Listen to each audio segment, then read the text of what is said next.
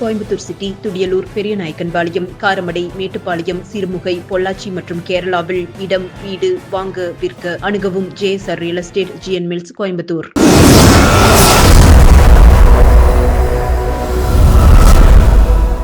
வணக்கம். கோவை கணுவாய் அடுத்துள்ள சோமேனூர் ஊர் மைதானத்தில் சாதி, மதம், கட்சி சார்பற்ற விவசாயிகள் சங்கத்தின் சார்பாக தமிழக அரசின் விவசாய பயிர்க்கடன் தள்ளுபடி திட்டத்தை மறுபரிசீலனை செய்து விவசாய பயிர்க்கடன், கால்நடை பராமரிப்பு கடன் உள்ளிட்டவைகளை முழுமையாக தள்ளுபடி செய்ய கோரி சங்க மாநில பொதுச் செயலாளர் கந்தசாமி தலைமையில் ஆர்ப்பாட்டம் நடைபெற்றது.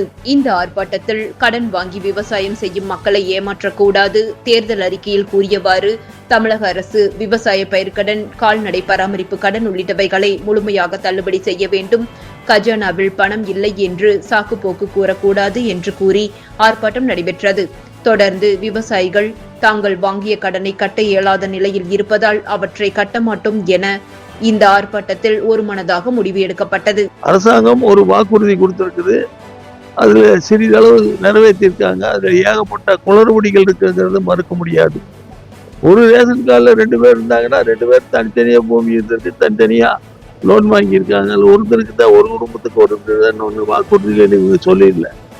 இந்த மாதிரி ஏகப்பட்ட குளறுபடிகள் இருக்குது. அதைய நிவர்த்தி பண்ணி எல்லாத்துக்கும் அவங்க வாக்குறுதிப்படிக்கு எல்லாத்துக்கும் கடன் தள்ளுபடி பண்ணி அவங்க முழுமையாக கடன் தள்ளுபடி பண்ணணுங்கிறது எங்களுடைய கோரிக்கைகள். சொல்றதை கேட்டுட்டு அமைச்சர்கள் பாம்பும் ஆகாம கடியும் முடியாம தான் இப்ப பேசிட்டு இருக்கிறாங்க. முழுமையான கடன் தள்ளுபடியை அறிவிச்சு மீண்டும் விவசாயம் செழிக்கிறதுக்கு புதிதாக பதவியேற்றுள்ள தமிழ்நாடு முதலமைச்சர் அவங்க ஏற்பாடு செய்வாங்கன்னு எதிர்பார்க்கிறோம்.